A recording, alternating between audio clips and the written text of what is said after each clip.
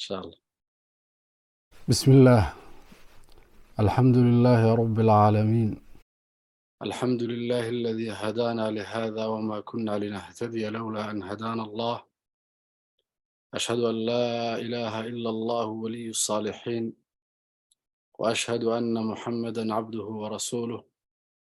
صلى الله عليه وعلى آله وصحبه وسلم. walaalayaal soo dhowaada dhammaantiin meelaa naga dhegaysanaysaanba, waa ay ugu horreyso qanaadka khayr t v iyo qanawaadka kale oo khayrka iyo dacwada ka shaqeeya. galabta darsigan waxaa codsaday walaalaha iyo maraakista kala duwan oo ka shaqeeya duruusta iyo dacwada iyo qur-aanka. ay ugu horreeyaan markaska nuur academy iyo markaska alhidaaya iyo walaalaha khayr wadaag. dhammaantiin soo dhowaada insha allahu. caalamka meelaa naga dhegaysanaysaanba, darsigaynu galabta u ballansanayn wuxuu ahaa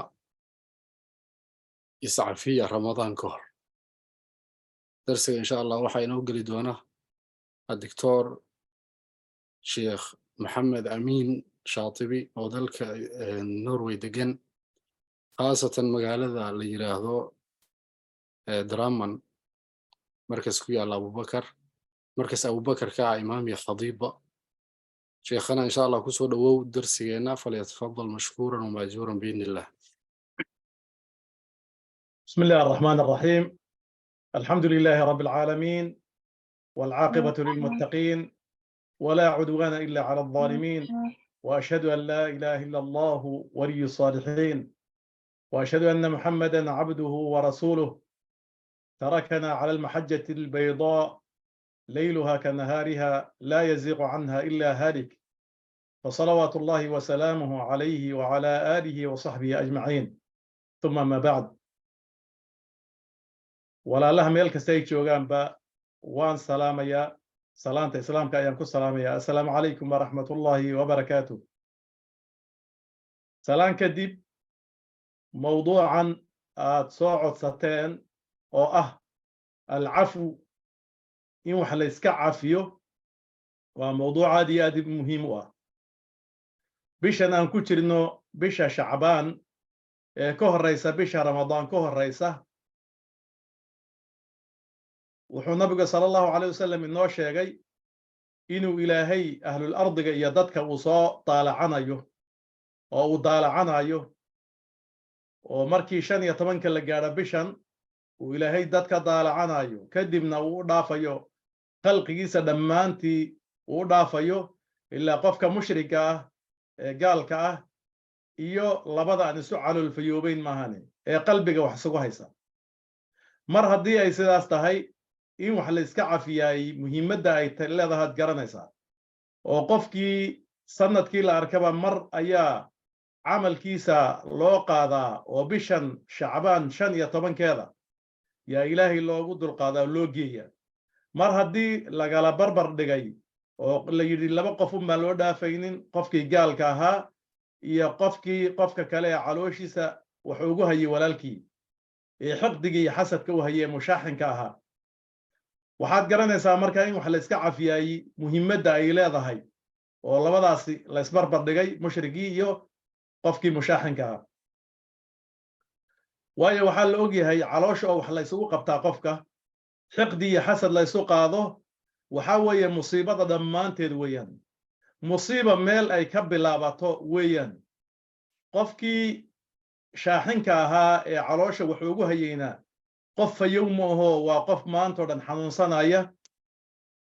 qofkii kalena waxaa laga yaabaa de inuu waxyaabo badan xasadkaa uu hayo iyo xiqdigaasi uu dhibaato soo gaadhsiiya ayaa dhici karta, oo ay ka mid tahay dee inuu mararka qaarkeed intuu xasdo il uu ku dhufto, ama uu xasdo oo ishiisu aba ay gasho, ama uu xasdo oo shar uu u maleego, ama sixir ha ahaado, ama dhibaato kale oo uu ku sameeyo ha ahaatee, ama dil ama cay ama wax lamid ahe. waxaad garanaysaa markaas dhibaato kastaba inay ka bilaabato qofka oo caloosha qofka kale wax lagu haysto. sidaa darteed, mar haddaan rabno inuu ilaahay iska keen cafiyo, waa in aan dadka bilow-aadmiga isagana aan iska cafinaa, oon qalbiga aan ka sii daynaa, الدنيا waa in yar waa maalmo weeyaan waa la kala tagayaa dadkii markii hore waxaan u maleynaynay dadku adduunyo kaliya in la isku haysto oo la isku xasdaayo laakiin waxaan ogaanay mar kasta oo qofka qalbigiisii uu dhinto oo uusan nadiifinin oo xasadka uusan ka nadiifinin oo cudurrada xunxunka uusan ka nadiifinin amraadul quluub kala ilaa quluubta jirooyinka kaga dhacda waxaa imanaysa dhibaato badan baa imanaysa oo qofkii inuu cuqdad u qaado inuu xasto yaa imanaysa ilaahay arrinka isagoo ka hadlaya aayaad badan oo cafiga kaga hadlaya ilaahay wuxuu yidhi walaa ya'tari ulul fadli minkum was-sa'ati an yu'tuu ulil qurba والمساكين والمهاجرين في سبيل الله وليعفوا وليصفحوا ألا تحبون أن يغفر الله لكم والله غفور رحيم آيادا سبب كاي كسو دغتay markii aan fahmno iyo siday ahayd aad iyo aad baan u fahmaynaa waxay ahayd ay ku soo degtay ummana Aisha radhiyallahu anha oo lagu been abuurtay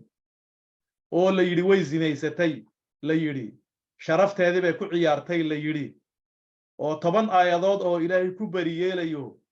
oo la leeyahay waxaas waa been waxna kama jiraan waana dambi weyn kuwa hadalka ku hadlay ay soo degtay yay aayaadka ugu dambeysay kadibna Abu Bakr as-Siddiq radhiyallahu anhu oo dhalay Aisha radhiyallahu anha aabaheedaha dadkii beenta faafiyay ee Aisha wax ka sheegay waxa kamid ahaa wiil la yiraahdo Mistah ibn Uthathata wuxuu ahaa Abu Bakr as-Siddiq habariyartii baa dhashay wuxuuna ahaa qof miskiina qaraabay uu yahayna waad aragtaa waana dadkii soo hijrooday ee Madiina u soo hijrooday ee Makiya xagga ka yimid buu ahaa intaas isku darsaday waad garanaysaa marka dadkii dacaayad ka faafiyay oo gabadha wiilka ay ilma abtiga yihiin ilma habreedka yihiin mayna u shafaaca qaadin ee walibana biilka siiya isaga biilka siin jiray Abu Bakr as-Siddiq baa biili jiray isagu miskiin buu ahaa marka uu biilin jiray maca dalika saxaabigaasi khaladka ka dhacay wuxuu ahaa dadkii dacaayadka iyo propagandada Aisha ku waday uu ka qayb galay kadibna Ilaahay markuu bari yeelay Abu Bakr as-Siddiq wuu dhaartay ilan gabadhiisa ayuu been ka sheegay isoo walibana ahsaan u sameynayay waatay carabtu tiraaho kala sammin kalbaka yaakulka aygaaga cayili uu ku cunee marka waxa qaadan waayay dadka kale oo dhan haba qaatee wiilkii ay ahaayeen ilma habreedka ay ahaayeen oo isagu biilayay oo waxaas oo dhan garan waayay ayuu fahmi waayay oo wixii oo dhan ka qayb qaatay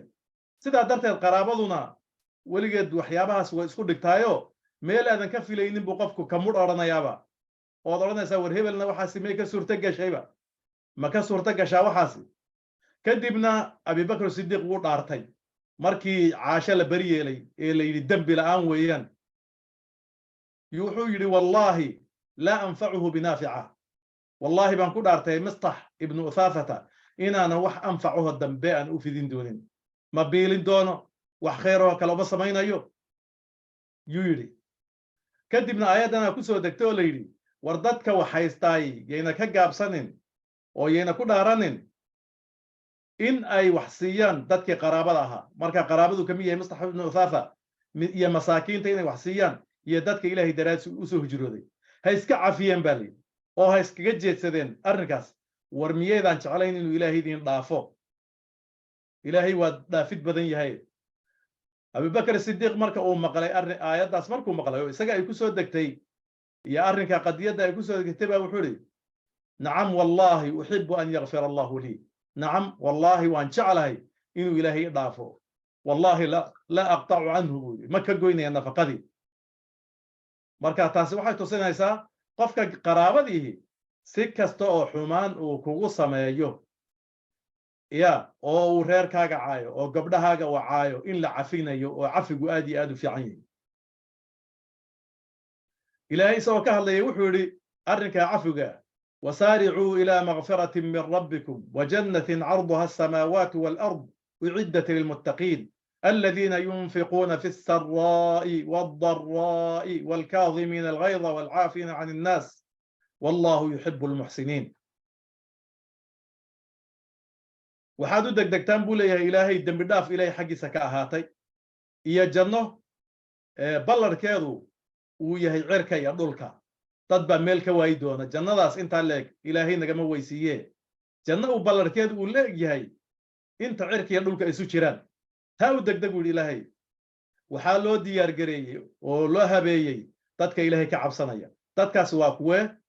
waa kuwa marka ay hawshu ku adag tahayna wax bixiya, markay hawshu wanaagsan tahay oo wax haystaan oo shaqadu u toosan tahay oo wanaagsan yihiinna labadaba wax bixiya. waa kuwa wuxuu yidhi ilaahay xanaaqa markay xanaaqaan qariya ee dadkana iska cafiya. way iska cafiyaan. wallahu yuxibu almuxsiniin. dadka wanaagga sameeyana ilaahay waa jecel yahay. nin la odhan jiray zaynulcaabidiin oo addoonkiisa uu yani dhibaato soo gaadhsiiyey yaa wuxuu yidhi markuu u xanaaqay yuu addoonkii aayaddan ka faa'iidaystay baa la yidhi oo uu yidhi walkaadimiina alghayda cadhada kuwa qariya. markaasaa wuxuu yidhi kadamtu ghaydii cadhadayda waan qariyey. walcaafiina can innaas buu yidhi dadka cafawtu canka buu yidhi waan iska kaa cafiyey. wallahu yuxibu almuxsiniin fa anta xurun lilahi tacaala. ilaahay baad xor u tahay buu wuba xoreeyeyba. waayo daa'iman iyaku waxay ku camal fali jireen ay samayn jireen inay aayaadka qur'aanka ku dhaqmaan. cumar bin khataab baa kii laga sheegayey markii uu yimid cuyaynata bn xusni alfazaari markuu u yimid oo yidhi wallahi hiihi ya bna alkhataab inaka laa tucطina aljazla walaa taxkumu fiina bilcadl. cumar bin khataab hiihi waxaa weeye waa kelimad suuqiya oo suuqa lagu yidhaahay maahane dad akhyaara lagulama yidhaaho. ibn alkhataab buu yidhi waa amiir almu'miniin wallahi wax weyn nama siisid buu yidhi cadaaladna naguma xukuntid. cumar bin khataab markaa wuxuu damcay inuu ninkii uleeye ayuu damcay. nin la odhan jiray xur bnu qays oo cuyaynata bni xusni alfazaari uu adeer u yahay oo dadkii la taliyaasha u ahaa dhallinyarada iyo ragga waaweyn inta qur-aanka xifdisan ama cilmiga leh cumar bin khataab la taliyaal bay u ahayn yaa wuxuu ku yidhi yaa amiira almu'miniin ilaahay wuxuu yidhi buu yidhi aayaddan qur'aanka ayuu sheegay facfu canhum khud ilcafwa waamur bilcurfi wacrid can aljaahiliin. cafwiga qaado dadkana wanaagga amar jaahiliintana iskaga jeedsa. ilaahay baa qur'aankiisa ku sheegay buu yidhi wa ina hada min aljaahiliin. kanna jaahiliinta ayuu ku jiraa. cumar bin khataab wallahi kaana waqaafan cinda kitaab illah falam yatajaawaz hadihi alaaya. markuu aayaddii maqlay kitaabka ilaahay baa u istaagi jiray ma ka tallaabin oo ma dhaafin dhinaco ma dhaafin. marka qof waxaad arkaysaa dad badan oo loo soo jeedinayo oo lagu leeyahay niyo iska cafi qofkan gabadh yahay gabadhan iska cafi oo kule ma jirto ma cafiyayo qofka saa igu sameeyey ma cafiyi karo. maya adduunku waa wax tirsan waa maalmo weeyaan iska cafi waxba dhibaato ma lehe wax kastoo lagu sameeyo. qofka wax cafiyay muxuu yahay waa qof xumaata lagu sameeyey un. qofka la raba in la cafiyo waxa weeye waa qofkii xumaatada sameeyey. qofka raba inuu wax cafiyana waa qof dembi laga galay weeyaan si kastaba ha ahaatee. aayad kale ilaahay wuxuu ku yidhi wajazaau sayi'atin sayi'atu mithluha faman cafa wa aslaxa faajruhu cala allah inahu laa yuxibu alظaalimiin. culimmadu marka ay fasirayeen ka cabdiraxmaan asicdi markuu yidhi fasiraya aayaddan wuxuu yidhi ciqaabta dadka la mariyaay 3 qaybood weeyaan buu yidhi ama cuquubada 3daba aayaddan baa lagu sheegay buu yidhi. midi waxaa weeyaan buu yidhi cadlun cadaalad in la sameeyo. midda kalena waxaa weeyaan in la sameeyuu yidhi fadlun dheeraad iyo dulmi 3daasay u qaybsantaa. cadligu waxaa weeye wajazaau sayi'atin sayi'atu mithluha. markii qofku xumaan uu kugu sameeyo haddaad xumaan ku samayso intii oo kale ah aadan gudbin waxaa weeyaan waa sharcigu waa ogol yahay inkastoo wax ka fiican ay jiraan. taa marka waxaa la yidhaha cadlun. xumaan buu kugu samayn xumaan baa lagu samayn aan laga gudbin. laakiin dadku markii la yidhaha xumaan baa ka goosanaya qofku markuu leeyahay wuu ka badbadiyaa markaasuu qofkii kalena u celinaya isagina markaasay meeshii isla qarxaysaaba gebigeeduba. marka waxaa weeye wajazaau sayi'atin sayi'atu mithluha. taasi waxaa weeye waa cadlun waa cadaalada sameeyey. faman cafaa wa aslaxa faajruhu cala allah inahu laa yuxibu alظaalimiin. faman cafaa qofkii iska cafiya وأصلح وناجينا فأجره على الله إلهي بو أجري سدوشي سويهي كاسنا وحوا فضل ديرات حمان بكوسة ميقفكي واد اسكا عفيدي وادنا وناجسي إصلاح بلا قدرتي كاسنا وحوي وباب كلابات وي وفضل ديرات بريلا مد باجرتيونا ظلم قردره وحويان إنه قفكو marka ugu horeysa dadka uu dulmiyo taa lama ogola oo qofkii dhaalimka dulmi inuu walaalkii la yimaado lama ogola innahu la yuhibbu adh-dhaalimiin tusoo galaya waxa kale oo dulmiya qofkii markuu wax kugu sameeyo inaad ka sii ziyaadiso adigu oo sida Soomaalidu ay tiraahaa oo kale qofkii lowga ka guba xagasha laga guba oo kale yani xagashu de way ka xidid badan tahay yani waa ziyaado way yani uga sii dar weeyaan taa lama ogola waayo waa dhaalim weey qofkaas waa qof xad gudbay weeyaan qofka haduu lowga ka gubo oo aad rabto inaad ka argoosato wajazaa'u sayyi'atu mithlaha way lowgan baa laga gubi il haduu ka rido uu rabo inuu san cafinin isho baa laga soo bixin isaguna de kama soo bixinayo waxa way dad ka soo bixin kara oo aan ka sii gudbaynin yaa loo dhiibi oo maxkamadihi iyo wixii la midka waayo haduu yiraahdo il biga soo riday iga soo bixiya anuna ishan ka soo bixin waxa laga yaabaa intuu ku xeel dheeraadeen madax oo dhan badalaaciyaba marka taa ilaahay ma ogola marka taas waxa la yiraahdaa waa dulmi ama dulmigaas mid ha lagu bilaabo ha ahaato qofka hore marka ugu horeysa ama mid uu dulmi uu ku sameeyay kaga argoosanayo oo ziyaada ahaate mid inta waa dulmi weeyaan ilaahay markuu ka hadlayay dadka ugu dhow inuu xitaa ka suurtageli karayso dhibaata ay kaga iman karto yaa wuxuu ya ayuha alladhina aamanu inna min azwajikum wa awladikum aduwwan lakum fahdharuhum وإن تعفوا وتصفحوا وتغفروا فإن الله غفور رحيم انت لا استبدغ فيه إلهي وحو نغا ورميا إن أي ددك أزواج تاني دمر كاني أما رجاني عيال كانوا با أي عدو قار كميدي أيهين يعني قار كميدي عدو كون نقنايا ننكي با دلاليا إسلامتي با دباتكوا وعبادتي يوحو دباتك وانا رجناي kuwa raba inay masaajidka yimaadaan oo islaanta ay kaga dhuumanaysa ilmihii markii ay u ogaaday inay masaajidka aadayso masaajidka inuu aadayo cadow bay ku tahay taas oo kale waayo waxa way waqtigaas inay taacada u kaalmaysaa la rabay sidaas oo kale waxaan aragnay gabdho raba inay cibaadaystaan oo raba inay kitaabka bartaan oo masaajidka bartaan oo isagii uu raba inuu maqaaxida iska fadhiisto maqaaxida inuu iska fadhiista uga muhiimsan gabadhii intuu ilmaha ka sahayn lahaa inta ay wax baranayso ama uu meelaha iska farfadhiyo ama maanta oo dhan siyaasad uusan waxba ka keenaynin oo maanta oo dhan isku mashquuliyo Soomaalidu waxa la yiraahdaa waa dadka oo yani inay siyaasadda aad uga sheekaystaan ugu mashquul badan wax badanna ka keenin marka inuu waxaas maanta oo dhan ka soo sheekaysto oo maqaaxida iska soo fadhiisto oo turubka iska soo ciyaaro yaa uga muhiimsan ba in ay xaaskiisu ay wax barato muxaadarooyinka ka qayb gasho ilmihii uu la hayo de waa cadowkaasi yaa la oran karaa mar hadduusan u kaalmayn isaguna laakiin ilaahay wuxuu leeyahay fahdharuhum ka digtoonaada oo wixii cibaada ayuusan qofkaasi ka mashquulinin kadib baa wuxuu yidhi wa in tacfu saddex garab dhigay istaba dhigay wa in tacfu wa tasfaxu wa taghfiru fa inna allaha ghafuur rahiim yani halkan waxaa la inooga sheegayaa awal shay horta inay cadaawadi kaaga iman karto dadkii kugu dhawaa oo dadka kugu dhow maxay yihiin waa xaaskaaga ninkaaga ilmahaaga waa dadka kugu dhow maca dalika cadaawa ka iman karta buri ee ka digtoonaada yayna idinka mashquulinin cibaadadii waxaa kaloo ku daray de markii lagu war digtoono waxaa laga yaabaa inaad moogtahay seef qaadato oo aad tiraahdo waxaan ka digtoonahay kuwii oo cadowba igu yihiin oo saa waad u aragto maca dalika waxaa lagu leeyahay maya intan baa la isdaba dhigay inaad iska cafidaa lagu yidhi وأنت هنا اسك عفدو وأن تعفو إن تعفو هنا اسك عفدو عفو وحويا وإن على عقابين ويا وقفك عدو كوها حاسكاجيا أما ننكاجيا أما المهاجيا هنا على عقابين وعقابات على سوق جارسينين والدم بيجي لجهده وحوي وعفقة وتصفحوا صفحونا وحوي هنا حتى أفك وحن لقى أورنين والله أن ساسي ساسة دوسة مسا مالك استبع يا ميل بنكاتشو قلاهي إن الله أرنين وتصفحوا ذويا وتغفروا iska dhaaftaanna waxa weeye inaadan dadka uga sheekaynin war islaantii baa dhib igu haystaniyo war ninkii baa dhib igu haya aadan odhanine aad ilaahay xaggiisa u cararto ood ilaahay u barido inuu bal ilaahay qalbigiisa soo toosiyo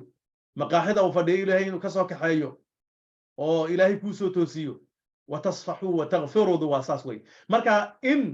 aan loo ciqaabin oo aan lagula dagaalamin arrinkaas oo lagu ceebaynin oo welibana dadkii looga sheekaynin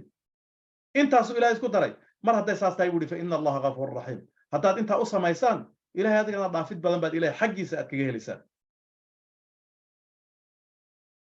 axaadiidta arrinkaa ku soo aroortay oo cafiga aad iyo aad bay u badan tahay nabigu sala alla alay slam xadiidu abi hureyra uu wariyey wuxuu yidhi nabigu sala alla alay slam maa naqasat sadaqatun min maal وما زاد الله عبدا بعفو إلا عزة وما تواضع أحد لله إلا رفعه الله صدق شيء النبي صلى الله عليه وسلم مالك وكشاغي حديث كده صدقته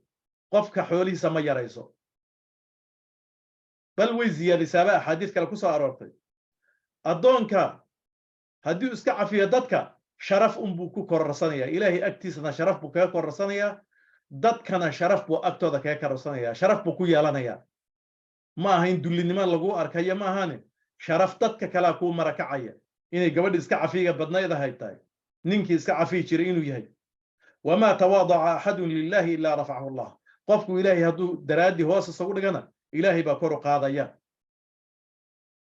مهيب وكان قنيا قف لغا هيب استددك اكتساب حديث وريني سعيد الطائي وحول إن الله إله أبو كبشة الأنماري بأي شاكيي وحول النبي صلى الله عليه وسلم بان كم قال استقوا له صدح بان كل عرانيا مدنا حديث بان يدين كشاكيا مركا صدح ذا وكل عرتي بان شاكي إن النبي صلى الله عليه وسلم وحول ما نقص مال عبد من صدقة أدون حوله ما يرادان وان كل عرانيا يقول النبي صلى الله عليه وسلم صدقه بحي دراد لما يرادان قف صدقة بدن هذا aragto xoolihiisu yaraadeen wax kala jira ma ahaane sadaqada daraadeed xoolihiisa kama yaraanin midda kale wuxuu nabiga sallallahu alayhi wasallam wala dhulima 'abdun madlamatan fa sabara 'alayha illa zadahu Allah 'izza qof hadii la dhulmiyo oo uu ku sabro riwaaya kale waxa uu iska cafiyo ilaahay sharaf buu u kordhinaya wala fataha 'abdun baba mas'ala illa fataha Allah 'alayhi baba faqr qofku hadii oo uu su'aal isku furo oo yani uu shaqadiisa ka dhigtay inuu naftiisa u toogsanayo uu wax u weydiisanayo albaab faqri baa lagu furaa kuwa toogsada Soomaaliga waligood kama istaagaan baabu mas'ala bay isku fureen markaas albaabkaas isaguna ku furmay baabu faqri baa ku furmay xadiis kale oo warinaya Abdullah ibn Umar ibn Aas radiyallahu anhuma wuxuu yiri nabiga sallallahu alayhi wasallam irhamu turhamu waghfiru yughfar lakum وردتك ونحرستا إلهي بقى إذن حرسانية إسكت دافا دتك يعني إسكت أسطورة ويان ودن بقى إذن كجلين هالشيك شيقينه إسكت دافا إلهي بقى إذن دافاية المناوي كتاب كيسا فيض القدير كأمرك وحديث كاكوف الشرحية وحولي واغفروا يغفر لكم مركو شرحية وحولي إلهي سبحانه وتعالى أسمادي سمع عياشي سوحا كاملة وتعالي يقول أسمادي سيئة المامي سلامة أسماء magacayaashiisana waxaa kamida in uu diyahay cafu inuu caafiyo ilaahay waa kamida wax ka cafiyo inuu yahay marka ilaahay wuxuu jecel yahay buuri qofkii naxariistana waa jecel yahay qofkii cafiyana waa jecel yahay adoonka ku sifoobayna waa jecel yahay waayo waa tilmaamihii ilaahay buqaatay oo kale qofkaasi inkastoo san ilaahay tilmaamihiisa gaari karin laakiin deer naxariista iyo cafiga iyo tilmaamahaas oo dhan ba ilaahay baa iskale waa raxiim waa cafu waa ghafuur marka waxaas aduguna ku daya ilaahay weeyaan waa jecel yahay qofkiis tilmaamaha qaatee xadiis kale oo Abdullah ibn Umar ibn al-Khattab uu warinay wuxuu yiri nin baa nabiga sallallahu alayhi wasallam u yimid markaas wuxuu yiri ya rasuul Allah adoonkaygu markuu gefka sameeyo imisa ayaanu cafiyaa adoonka waxa la mid ah qofka shaqaalaha yaa la mid ah hadda nabiga sallallahu alayhi wasallam uu iska aamusay وكعري يا رسول الله أدونكيغو دنبي هدو سمايو إمسانو عافيا مركاسو اسكا آموس مركز تدحاد بكل النبي صلى الله عليه وسلم وحاد اسكا عافيدا أدونكاغو اسكا عافيدان مالين كلا أركبة تضباطا تشير اسكا عافي مركو دنبي سمايو مقف بلو آدمية أو قفكي وشاقيني أما أدونكا وها مالين كيبا تضباطا تشير ودنبي كجلا يابا تشير أصلا يعني النبي صلى الله عليه وسلم وحو كودا مرنبا هكا أرغوسن مركز تبا استقاد القاضو أيو كودا النبي صلى الله عليه وسلم وإلا ما جرى قف تضباطا جيرمانكي قف قليا ومركز لا يسكع فيه يا مركي الأركبة النبي صلى الله عليه وسلم مركي أي أمنا عائشة رضي الله عنها أي ويديسي هبينك ليلة القدر ووحيتي ليلة القدر هدان أركا يا رسول الله محان سميا إلا أن علامة لغو قرتا أيها جرتا ليلة القدر وعلماء بدن أي شاقين علاموين بي شاقين مركا هبينكي أو افتين بدنيو حوله وشنقر يراييو وحيابها صدن وي شاقان iyo shanqadaas oo yaraata habeenkaas iyo wixii lamida iyo xadiidka nabiga sallallahu alayhi wasallam sidoo sheegay subaxdeeda oo maalinkaas ay qorraxdu iyadoo soo baxdo iyadoo shucaac leh aan shucaac lahayn oo iftiin kaliya un leh waxyaabihi dhinacyaha ka taagtaagnaan jiray shucaaca ayna lahayn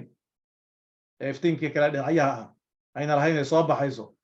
marka waxay ku tiri yaa rasuul allah haddii aan arko habeenka leelatul qadriga haddii la itusiyo maxaan idhahaa نبي صلى الله عليه وسلم وحكولي وحات لها اللهم إنك عفو تحب العفو فاعف عني إلهي ودقو عفي باتاي عفي قنوات عشاي ما عاقب عفية إسكاكي عفي ده عفي قساس هو ناكسيني والنبي صلى الله عليه وسلم قولي حتى ليلة القدر وهبينكي خير من 1000 شهر كم بلود وليلة القدر وسن كشرين كخير بدنيت النبي صلى الله عليه وسلم قولي هبينكاس دعاء الله أقبل ملائكة لنا يسود جيسو إنا أنزلناه في ليلة القدر قرآن كلا سودة شيء وما أدراك ما ليلة القدر ليلة القدر خير من 1000 شهر تنزل الملائكة والروح فيها بإذن ربهم من كل أمر سلام هي حتى مطلع الفجر وهبين كاسي هبين يا بلو يهي يا وحي ليلي وحاد ويدستا عفو إلهي نسكا عفيو تاس ورسو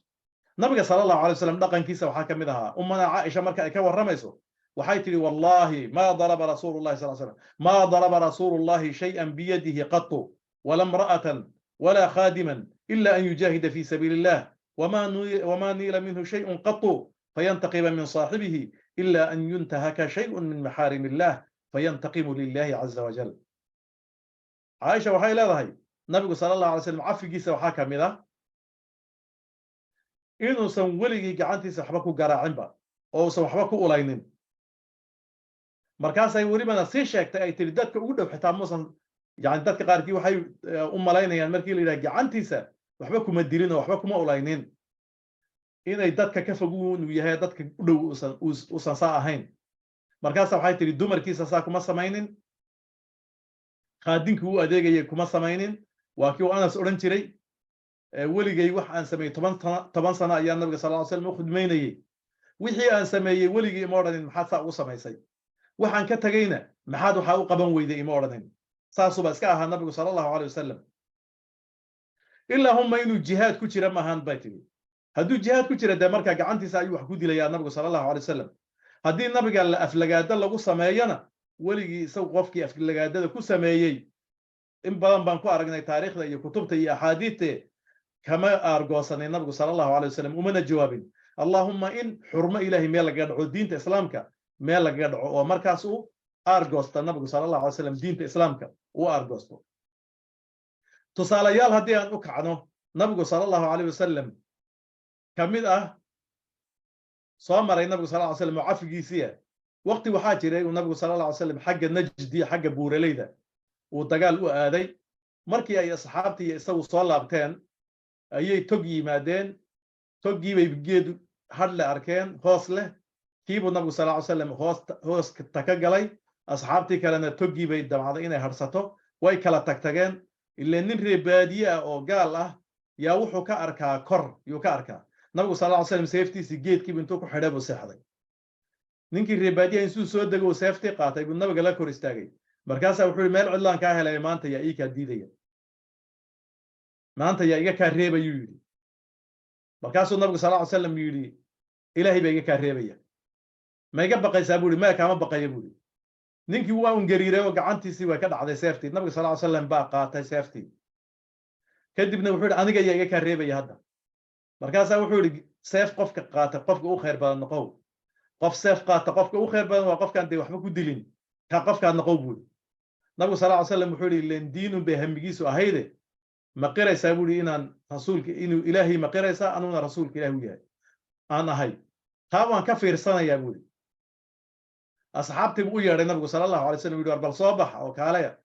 isagii oo meeshii fadhiya oo nabiguna sala alla slam seeftii uu la taagan yahay korkiisa ayay u yimaadeen nabigu sala alla alay slam wuxuu uga sheekeeyey wixii dhacay ayuu uga sheekeeyey intaa kadib nabiga sala allahu alay slam waqtigii dambe lagama ag fogaan jirin oo way ku soo uruuri jireen meel agtiisa ilaan maanta cadow baa dili jiray dili gaadhay waxaa dhacday inuu yidhaaha ninkii markii dambe uu yidhaaho hadda waan ka soo fiirsanayaa islaamnimada laakiin ballan waxaan kaaga qaadayaa in aanan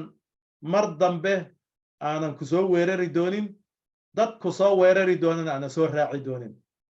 dadkiisi markuu u laabtayna wuxuu yidhi maanta waan sigtay laakiin nin seef qaata ninka ugu khayr badnaa baan ka imid nabigu sala alla alay slam waxaa muhiima ninkii dili gaadhay xitaa buu iska cafiyey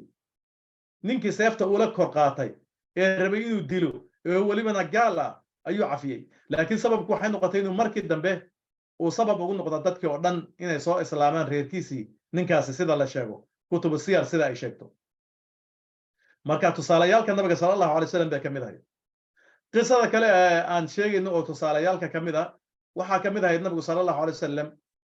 sanadkii la odhan jiray caamul xusni sanadka murugta oo uu dhintay abi aalib oo nabiga sal ly slam adeerkiisa oo kor ka difaaci jiray yuusan sooba islaamine oo xaaskiisii oo ciyaalkii ka haysay oo khadiijana ay dhimatay radiallahu canha oo uu waayey wixii gudaha ka difaaci lahaa iyo wixii korka ka soo difaaci lahaa intaba ilmihii ka qaban lahaa yuu wuxuu yidhi bal aad miciin bidid reer taa'if buu u tegey reer taa'if markii u tegey oo uu yidhi islaamka bal iga qaata isoona dhoweeya yay si xun u soo radiyeen si xun bay u soo caydhiyeen nabiga sal ly slam dumarkii iyo ciyaalkii bay ku soo direen buuraha dheerdheer taa'if qofkii yaqaane yaa orod lagaga soo dhaadhiciyey nabiga sala allahu alay wasalam isagoo lugihiisoo dhan dhiiggu ay ka daayaan nabigu sala allahu alay wasalam wuxuu aadayba meel kale jiho kale walbahaarkii haysiyey oo ree makaadna wanaag kuma haysto dadkii difaacayeyna way ka dhinteen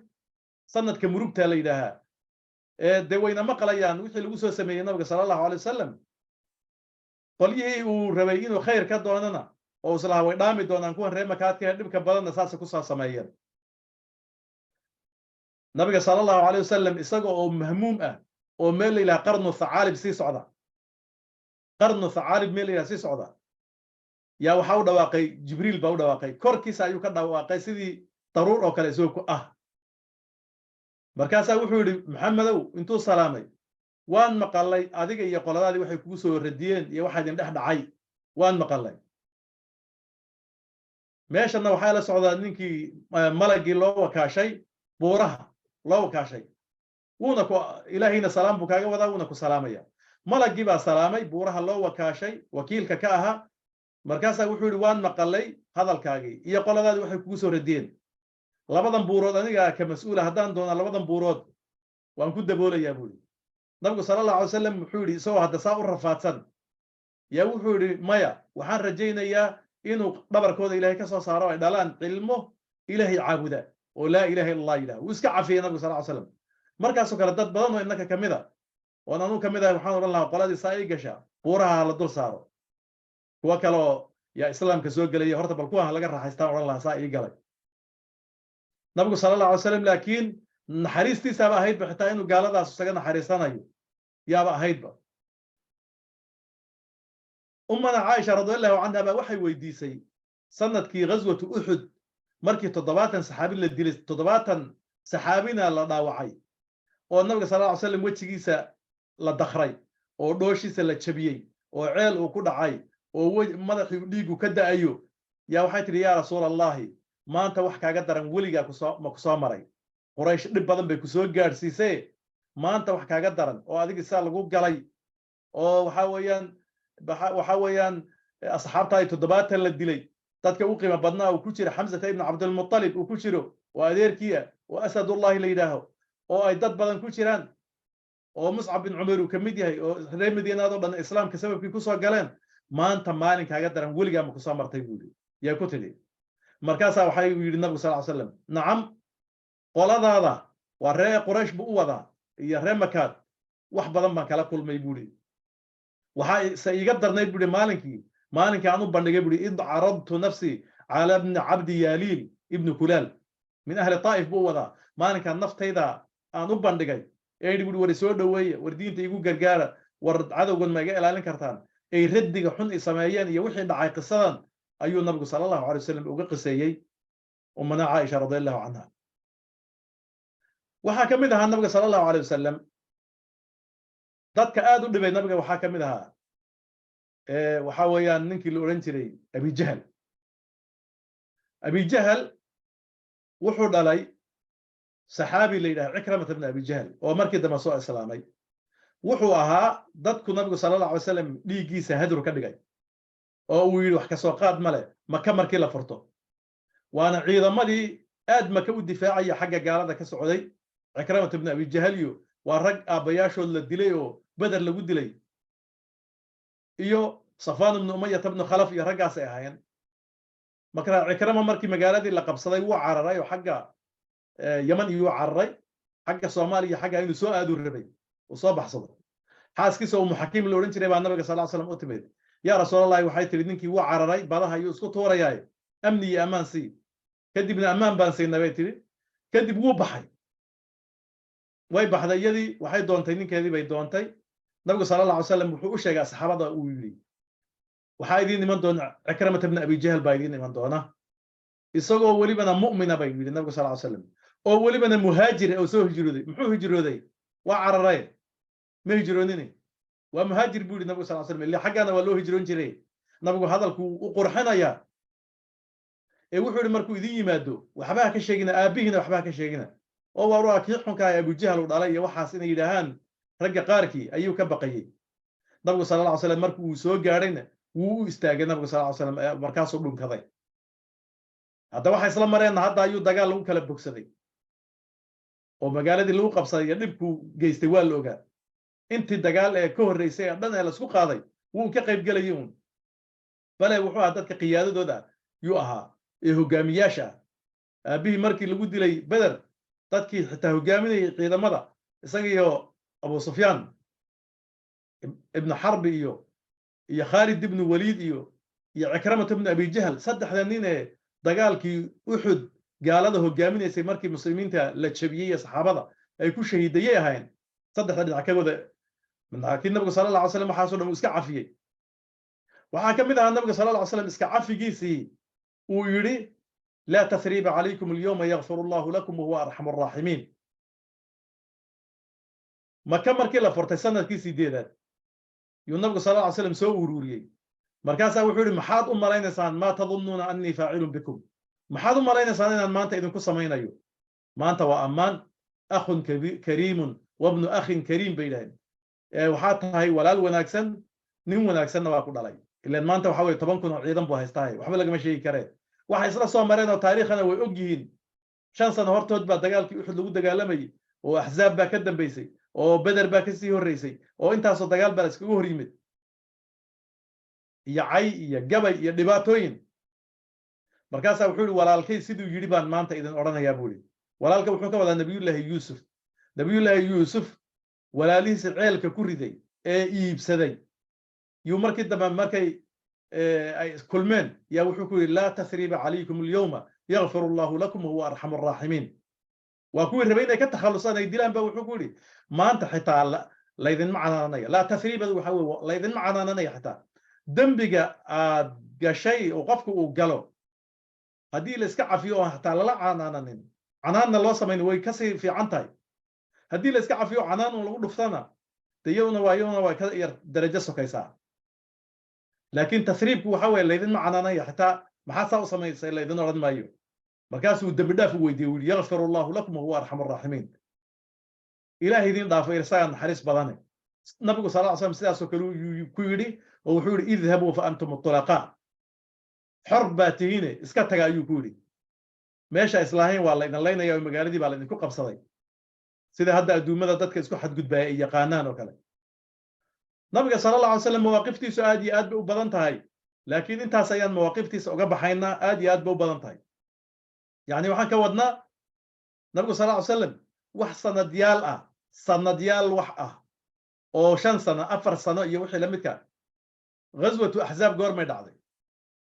أو سورة أحزاب لقيش كي سنة كي شنات بلوغي سبي دعضي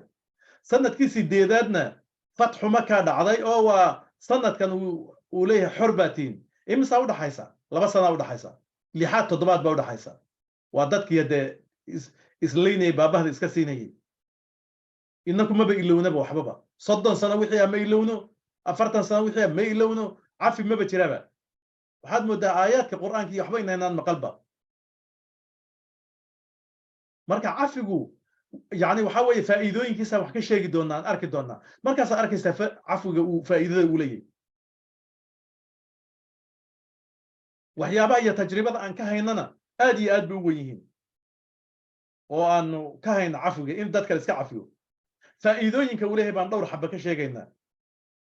فائدة كوبادي وحاويان إلهي رالي أهانشيسا محوقفكو كو غاريا وحو كو غاريا انتا سو آيات كبر كان سو أقرينيني إلهي إنو كان رالي نقضي وحاد كو غاريسا دي إلهي عفو أدو عفي باد كربتاي أدنا دادك اسكا عفي إلا إن إنكو إلهي دب وين كقال يو إلهي اسكا كان عفينيا مارين يهبين بان دنبابينا ونكو حد قد بينا وان دادك حمانينا وحاوي وحكي شيغينا وحاوي دنبيال قلينا وواجبات كلنا سارينا كسو بحينين مع ذلك إلهي بان عفي كربنا كان دنبيا كقليني marka hamar haday saas tahay inakuna dawaynaan dadka iska cafino si aan aanshaha ilaahay aanu gaarno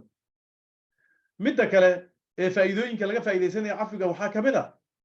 cafiga naxariis bay u tahay qofka xumaanta kugu sameeyey waayo qofku mar kasta waad ogtahay oo macsuum ma aha qof ilaashan ma ahan qof aan dembi ka dhacaynin ma ahan wuu gafi karaa habeen iyo maalin baa la gafayaa balad habeen iyo maalin baa la isku gafayaa markaad ogaato qofkii inuu wax ka dhacay markaad isaga cafido waad u naxariisatay marka dambe waxaa laga yaabaa inuu isaga naftiisu shaleeyo uu yidhaaho waniyo gaftiiga dhacay ama gabadhiha gaftiiga dhacday ka raalli ahaw inuu ku yidhaha dhici karta midda saddexaad ee faa'iidooyinka laga faa'iideysanayo waxaa weeye walaaltinimadii baa xoogoobaysa iyo isku xidhnaantii dadka markaad iska cafido imise ayaan aragnay oon taariikh u leenahay dad intay iscafiyeen walaalo dhab ah noqday walaalo dhab ah oo si u laha wuu kaa argoosan doonaa ama kuma cafin doono yaa waxaa weeye walaalo dhab ay noqdeen markuu iska cafiyo qofkii kale midda afraad ee laga faa'iideysanayo waxaa weeye ilaahay wuxuu yidhi wa an tacfuu aqrabu littaqwa inaad iska cafidaan wax yaa alla ka cabsida ugu dhow raalli ahaanshahana waa lagu gaadhaa ilaahay alla ka cabsidana waxyaabaha ugu dhow waxaa weeye ilaahay siduu qur'aanka ku sheegay وأن تعفوا أقرب للتقوى هدي قفك اسكا عفيه فايدوين كلغا فايديسناي وحا كميدا ادو راحه دريميسا اديك نفت هذا يعني قف وحا دريميسا قفك وح عفيه ولبنا عند المقدره قفك مركو كاري كرو واود له انه قفك كا ارغوسو مركو اسكا عفيو هذا راحه دريميه isagina waxa laga yaabaa inuu dareemo ba uusan dilli u dareemo aduna raaxo yaa dareemaysa waayo waxa way xataa hadaad ka argoosato waxa laga yaabaa qofku inuu xumaan la yahay waa xumaan ba u daydeeyay oo marka ka argoosata isaguna uu kula maqan yahay waxyaabo ka sii daran isaguna uu kula maqan yahay laakiin hadaad iska cafidaba oo wuxuu kugu yiri iyo wuxuu kugu sameeyay meesha ka soo qaadin maxaa dhacay adigu iska raaxaysanaysaa illa isagu haduu wax kugu sameeyay hadana waxa laga yaabaa uu ciil baxay waxyaabo kale uma maqna maxaa radu ficil bu sugaya muxuu kugu sameyn doonaa buliye laakiin inta badan marka iska cafido خلاص way adigi waa iska raaxaysanaysaa الإمام الشافعي مركو قال لي واكيلها لما عفوت ولم أحقد على أحد أرحت نفسي من هم العداوات عدو نمدو هم يمرق بيلاده دad كينا اسكا عفيدين واي هدي wax lagu sameeyo waxaad ku sameyn lahayd hadii aadan rabin inaad cafido boqol shay baad ka fikiraysaa habeenkii walbaar seexan maysid xanaaq seexan maysid maxaad samaysaa sida ma ku samaysaa ma intuu ku yiri in leeg baad ku samaysaa ma uga dartaa maxaa ka iman doona saad u hayso marka wuxuu yiri al-Imam Shafi'i markii iska cafiyay dadkii oo qofnaba aan xaqdinin yaan cadaawooyinka oo dhanna naftayda uga raaxeeyay marka taasi waxa weeyaan waa wanaag marka mar hadduu mujtamacii isku xirmaayo iska cafinta raalli ahaanshihiisa ilaahay taqwadiisa lagu helayo adigu raaxa aad dareemayso waxa weeye waa faa'iidooyin aad iyo aad u waaweyn weeyaan sidaa darteed ilaahay baan cafi ka rabnaa bishii ramadaanna way soo dhowdahay haddaba cafiga hala aan sii baranno dadka aan iska cafino ilaahay siduu inaga cafiyo waxaana weeye bishani waxaa la sii sameeyaa bisha soo socota wixii la samayn lahaa oo dhan baa la sii sameeyaa ama soon ha ahaado ama qur'aan ha aqri ha ahaato ama cafi ha ahaato ama sadaqa ha ahaatee si loogu diyaar garoobo bishaasoo adigoo ayna kugu dhaafin saa naqaano de waa bishii waxaa la yidhaha tan beerfalidii iyo waraabintii iyo wixii lamidkaa weye bisha ramadaanna waa goosashadii weeye marka waxaa laynooga baahan yahay in la diyaar garoobo waxa lagu diyaar garoobaya uu ka mid noqdo dadkii in la iska cafiyo dhammaanteed aan iska wada cafino alle waxaan ka codsanaynaa oon ka baryaynaa ilaahay inuu iskaana cafiyo ilaahay inuu iska kaana cafiyo quluubtanana ay noqoto quluub cafiga leh quluub wanaagsan ay noqoto quluub aan xiqdi iyo xasad aan muslimiinta u qabin ay noqoto ilaahayna yowma alqiyaamaha uu iska kaana cafiyo cafi weyn iyo ridahii iyo raalli ahaanshaha iyo taqwadiisana ilaahay inuu nagu arsuqo وصلى الله على سيدنا محمد وعلى آله وصحبه أجمعين. جزاكم الله خيرا بارك الله فيكم دكتور الله بركيه إن شاء الله هدو الله إنه درسي إن ما أنتيتو دكتور هو عاد بوجو مع السنة هاي كلمة ده ونص وتشيلي دور سؤالات بنشي خويدين إن هدو الله إنه ده بدأ يسوقنا على النبي الله سائل كانوا حولي هاي دكتور مركي قف عن سكول عنه haddana aan israa'iil gelinay haddana aan isku calolfiyoobeyn weli mid madow jiro iyo inaan la isla hadlaynin ramadaankayaga waxay noqonaysaa mid wax u dhimaysaa maadaama la yidhaha camalkooda lama qaado dadkaas horey muxaadarada bilowgeeda waxaan ku sheegnay in ay jirto dadka aan loo dhaafaynin dadka mushaaxiniinta inay ka mid yihiin laakiin mar haddii aad iscafideen waxaa weeyaan saddexdii qaybood ee aan sheegaynay alcafwu walsafxu walghufraan cafwigu waxa weeye waa inaan qofkii ciqaabtii loo qabanin safxiguna waxa weeye waa inaan la canaananin xitaa aan ciqaabtii la gaadhsiinin aan la canaananinna safxiguna waxa weeyaan ama ghufraanku wixii oo dhan in la iskaga jeedsadaba aslan oo aad iska asturto ta ugu wanaagsanna martabada ugu wanaagsanna weeyaan mar kasta oo qalbiga wax ku haysato waa taan lahayn aduguna waad ku dhibaatoonaysaa de waxa weeye naftaas kugu soo celcelinaysana dhib adiga ayay kugu haynaysaa marka waxyaabahaas oo dhan qofku inaad ogaato maalmo adduunyadu inay tahay oo la iska dhaafo ayaana fiican waxa ugu wanaagsanna waxaa weeyaan haddaad rabto inaadan walaalkaa waxba u haynin oo aad si fiican isu cafidaan sida soo socota samee kow midda koobaadi waxaa weeyaan horta hadiye u samee ama ha kaa gardarnaado ama yuusan kaa garan markaa iscafidaan ma rabtaa inaad si fiican isugu miilantaan hadiye sii hadiye u hormari waa midda koobaad weeyaan midda labaadna inuu ilaahay u ducee oo reerkiisa u ducee oo fulaanka ilaahay in isagana qalbigiisa nadiifiyo adigana qalbigaaga u nadiifiyo duca salaatuleylka iyo qiyaamuleylka ilaahay u bari labadaasi waxay yihiin labada ugu wanaagsan weeyaan la xidhiidh insha allahu tacaala xidhiidhi siiba hadduu qaraabo yahay xidhiidhi biidni illahi tacaala dad waxaa jira dee saaxiibu macsiya ah oo isagu aan ka go'aynin oo intii la waaniyo oo aad wax u sheegto ilaahay daraaddii ay tahay inaad uga haajirto ama qalbiga aad wax u qaban karto ilaahay daraaddii oo bes keliya ay tahay ilaahay diinta islaamka inuu ku xadgudbayo keliya laakiin taasi kama dhigna inaad adugu aad ku xadgudbayso kama dhigna waxa weeye ilaahay daraaddii waa qofkaasoo kale waa isaga aamusi kartaa haddaad is leedahay dhibaato ka weyn buu kugu sii samaynayaa ama diinta islaamka uu qof ku liita uu yahay والله أعلم صلى الله على محمد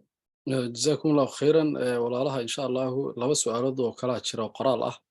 markii qofkii aan su'aalihiisa soo dirsan wuxuu samayn karaa inuu gacanta taagto hadduu doctorka toos u weydiinayo su'aasha saa'ilka xiga wuxuu leeyahay doctore dadka muslimiinta ah oo Soomaalida ah dhibaatooyin tiro badan baa kala dhex galay oo maaragtay ku dhacay sanadii la soo dhaafay aniguna wuxuu yiri haweeneynin wuxuu yahay wuxuu leeyahay xoolo baan dad isku qabsanay gacan baana kala gaadhay inaan gacantii ku khaldanaa baan ogahay qofkiina meel kuma sheego sidee baan cafis ama maaragtay qofkaasi saamaxaad uga heli karaa haddaanan aqoonin meel joogo waa laba shiqi bay leedahay ama laba dhinac bay su-aashu leedahay xoolaha markaad ku khaldantay haddii aad xoolihii aad hayso adugu aad wax ka dhacday waxaa weeye horta xuquuqda waa inaad iska celisaa haddaadan garanayn dad loo celinayana وحاول ويناد سيدا وقف عن صدقيسا إساقي هذا صدقيسا ويان وميلو علي هذا نقرنين تاسنا سومالي دا كما بدنا قفكو ورادين كرا هدي أي تاي جعان كاد عضي يدب كاد عضي هدي تاي وذا ميلكو قرنين وحونا يسن وحويان إنه إلهي أذكنا كاد في الدنبي سجنا ودعاء إن شاء الله تعالى وحونا يسن بامشا سجنا الدعاء سوي جارسها وحونا يسن بعد قصة ما إن شاء الله تعالى أظن إنه إلهي دكاد فجعنتي الدنبي أتكجر شيء ولالك إلهي ويدس إن شاء الله تعالى طوبا كانكو أدونكو وفرنيا والغود عافية إن شاء الله. جزاكم الله خيرا. سائلك حقا وحو ليهي dad baan waxna kala dhex galeen haddana qofkii wuxuu dalbanayaa heshiis asagoon xuquuqdii soo celinayn macnaha iska af maran oo kale. adigu xaq baad u leedahay xuquuqdaada inaad ka dalbato oo haddii uu qirsan yahay inaad tiraahdo xuquuqdii lagugu lahaa soo celi inaad tiraahdo si aan isu cafino لأن xuquuqda qofku haddii ay uusan cafinin dee qofkii waa lagu leeyahay xuquuqdii inuu iska cafiyo wuu leeyahay qofkaas oo wixii xaq ahaa oo qofka kale ku lahaa inuu iska cafiyo xaq buu leeyahay waa wax isaga u bannaan laakiin xaqna waxaad u leedahay oo kale inaad tiraahdo طيب waa iscafinahay dee waa yahay xoolihii soo celi laakiin cafigun adiguna caloosha aad ku hayso waxaa weeyaan xoolahaagii ay kaa maqan yihiin taasi cafi lama yidhaaho waa in horta xuquuqdii lagu kala baxaa weeyaan xuquuqdii markii lagu kala baxo kadib ayaa insha allahu tacaala uu cafigu imanaya waadna iska cafin kartaa haddaad doonto saan sheegnay maca xoolihiisa iska cafin kartaa xoolahaagiiba iskaga cafin kartaa iyo waxaa weeye af ahaanna waad ku cafin kartaa laakiin taasi waxaa weeye waa martabo aad iyo aad u sarraysa weeye aad iyo aad u wanaagsan waana ta ugu wanaagsan weeyaan waayo xoola waa la helaa adiguna haddaad ku helayso insha allahu tacaala cafigiisa aad ku helayso biidni illahi tacaala wax wanaagsan weeyaan. جزاكم الله خيرا. سائلك حقا وهويني بأمرين قبر وي مركا waxay leedahay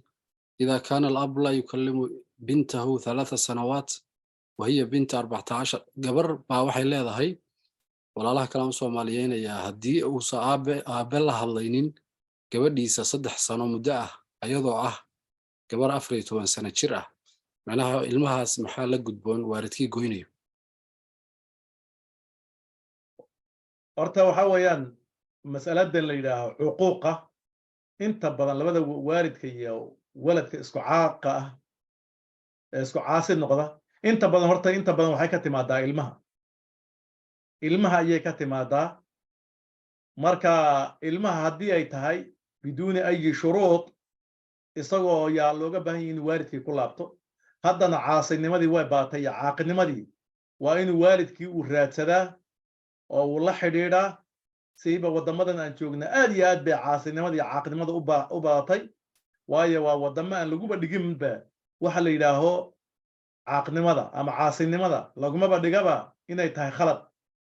sidaa darteed ilmihii wax badan caasinimo badan baa ka buuxda marka gabadhaas waxaa looga baahan yahay in ay aabaheed iyo hooyadeed iyo dadkii loo baahno o dhan ay la xidhiidho oo ay xidhiidhiso waalidkuna wax iska sabri og weeyaan oo iska qancoog oo iska qaadan og weeyaan haddii waalidka isaga uu xaggiisa ka yahay sida hadda gabadhu ay sheegayso inkastoo naqaana ilmuhu isagu inuu xaqa isa siiyo aabihiina uu yidhaah wuu khaldan yahay wuxuu ku khaldan yahayna uusan kuu sheegaynin iyo wuxuu uga aamusayna uusan kuu sheegaynin waalidka raxmadiisu aad bay u badan tahay naxariistiisu aad bay u badan tahay waa inaad u dirtaa dad wax ka maqli karo adiguna isku daydaa waalidka inaad hadiyada iyo maasha allah haddii aad waxhaysatay inaad u diri karta iyo telefoonka hadiye keliya ugu filanba hadiyada waxa ugu wanaagsani maanta waalidkii waxa weeyaan waa hadduu gabadhaasina aad iyo aad bay u wanaagsan tahay maadaama ay garanayso inay tahay inay aabbaha lala xidhiidho in waalidka lala xidhiidho gabadhii aad iyo aad u wanaagsan weye laakiin dhinacyaal badan baa laga soo mari karaa sida aan sheegnay hadday iyada khaladka uu ka yimid ama hooyadeed oo inta badan intay isku dhaceen aabbaheed uu sidaa ku gooyey iyadu de hadda waa 14 jir way weynaatay waa lagu qaangaaraa waddamadan saa naqaan marka dhinacyaal kale bay aabbaheed u mari kartaa waxa aabbaheed iyo hooyadeed ka dhexeeyana haddii ayna ka qayb qaadanaynin wanaag haddayna kaga qayb qaadanaynin sii fogaan kagama qayb qaadanayso macnaa haddayna isku soo dhoweyn karin mid lama safanayso khaladka waxaa ka mid a aad iyo aad u weyn ilmuhu inuu aabbihii iyo hooyadii mid la safto inta badanna wuxuu la saftaa hooyadii waayo waxay u sheegaysaa aabbihiin saasuu idin galay islaan kaluu guursaday saasuu idin gooyey idinma buulaynin hawl baa lagu kicinayaa moogtahay inta badan marka waxa weeyaan taasina waa khalad weeyaan marka adigu aabaha iyo hooyada haddii ay tahay isgoynta waxa aabaha kula soo hadli leeyahay idinka dhaxaysa adu hawshaasi waa wax aabiyo hooyo iyo ka dhex yaala haddaad isku soo jiidi karin adigu aabaha midna hala safanin mid walba xuquuq buu gaar kugu leeyahay aabahana la xiriid hooyana la xiriid labadaba insha Allah ta'ala saas aduna jannada ku galaysa insha Allah ta'ala wallahu a'lam sallallahu ala muhammad جزاكم الله خيرا بارك الله فيكم شيخنا سائلك ودن بيه وحول ليهي markii ramadaan uu soo yimaado bisha ramadaan anagu wadamada dibaddan joognaa maraakista iyo waa la iskhilkhilaafaa waddankan joognaa la soomaynaa iyo markaan la soomaynaa sharciyan maxaa bannaan masaladaas aad iyo aad bay usoo laalaabataa siiba dadka waqooyiga Sweden degan Norway degan wadamada waqooyiga ee maalinkooda aad iyo aad u dheer yahay bay uga timaadaa culimadu fatwa u bixiyeenna waa ay jirtaa laakiin waxaan leeyahay iyadii oo kooban maraakista ha lagu go'naado maraakista meesha joogta iyo masaajida meesha joogta iyo muslimiinta waxa matalay meesha jooga ha lagu go'naado siday u soomaan ay idin soonsiyaan ba insha Allah ta'ala sax noqonaysa hadday maka la xidhaan ahlan wa sahlan haddii ay la xidhaan si gaar ah u soomaan hadday wadamada meelaha idin ku dhow yahay qorraxdu ay ka dhacayso kale ay la xidhaan iskhilaafka baa dhibaato iskhilaafku marnaba ma fiicna وحدة iyo isla jirka ayaa wax kastaba ka wanaagsan marka maraakista haday xataa iskhilaafta maraakistu meesha u badan tahay iyo markaska kugu dhow la xidha insha Allah ta'ala wallahu a'lam sallallahu ala muhammad جزاكم الله خيرا walaalka ama abaayada u dambaysa su'aal ma qabta laakiin waxay soo jeedisay la waxay tiri Soomaalida dhan baa u baahan inay saxafido marka sheekh Allah noo wada naxariisto aamin إن شاء الله دكتور هدو الله إدمو أنت أصلاً كسوق بجبيننا يا ولا لها أنا وذا اللي سنة لما أنتين بقى دكتور ضد بدن ولا ليال بدن بمعرتي دروسته معلومها ودمر كان أدو عن سويت شيء دين إن دلبنا إن لا دعيه هذا عروره هو كحنو سيهين واردكوت كحنو سيهاي مركا إن شاء الله دعاء جود إنه دعاء هدو الله إدمو إنه بشر رمضان لا خير نو جرسيه ضد كان عافمات دي إيمان يا الله قوم جرسيه إن شاء الله ضد كاني يضل كاني نوضح له إن شاء الله غاب نوع عصنا دعاء كوبن دعاء الله بسم الله الرحمن الرحيم الحمد لله رب العالمين وصلى الله على سيدنا محمد وعلى آله وصحبه أجمعين الحمد لله رب العالمين وصلى الله على سيدنا محمد وعلى آله وصحبه أجمعين دنبقنا الله ضعفه دعواتنا الله أقبله دين الله إنه سهله توفيق الله إنه وافجيه خاتم الله إنه هجاجيه خاتم الله إنه هجاجيه أولادنا الله إنه إلاليه inta baadiyaysan Allah soo hanuuniyo inta hanuunsan Allah u ziyaadiyo dumarkeena iyo ubadkeena iyo dadkeena dhammaan Allah inoo ilaaliyo muslimiinta oo dhanba Allah ilaaliyo meel kasta ay joogaan ba dhibaato ayaa muslimiinta haysatay Allah ilaaliyo bisha ramadaan ee nagu soo socotana ilaahay khayr iyo barwaaqiyo bashbash Allah inagu gaarsiiyo waxa aan samayn doonaa acmaasha ee wanaagsan insha Allah ta'ala Allah inaga aqbalo muslimiintana xaaladan ay ku jiraan xaalad ka khayr badan Allah siiyo muslimiinta Soomaaliyeed ama Soomaalida walaalaha iyo kuwa wada muslimiina meel kasta ay joogaan bana kuwiis cafiyo oo qulubtooda Ilaahay burcad hayso mariyo kuwa wanaagsan Allah ka dhigo diintooda Allah haraagsiyo qaraabanimadooda iyo waxa ka dhaxeeya Allah haraagsiyo wadanka wanaagsan ay leeyihiin Allah tuso dhibaatadana Allah ka ilaaliyo inta xanuunsanaysa caafimaad degdeg Allah u soo dajiyo inta caafimaadka Allah u ziyaadiyo dhibaato oo dhan iyo shar iyo shaydaanba Allah naga dulqaado شيطانك ugu horeeya Allah naga dulqaado cadownimadiisa Allah naga ilaaliyo وصلى الله على سيدنا محمد وعلى آله وصحبه أجمعين جزاكم الله خيرا بارك الله فيكم دكتور الله بركيه ولا ليال أننا إلهينا كدغ كوي كلمة هذا ونكسن قاطع جزاكم الله خيرا دكتور دو إلهي هذا ولا ليال درسينا ما أنت وإنه أنتاس أنت إنه كلمة درسي دروستين أسبوع لها هاي وكشمع ما كسبت أها بارك الله فيكم والسلام عليكم ورحمة الله وبركاته دكتور وادم بارك الله فيكم جزاكم الله خيرا بارك الله فيك شيخ السلام عليكم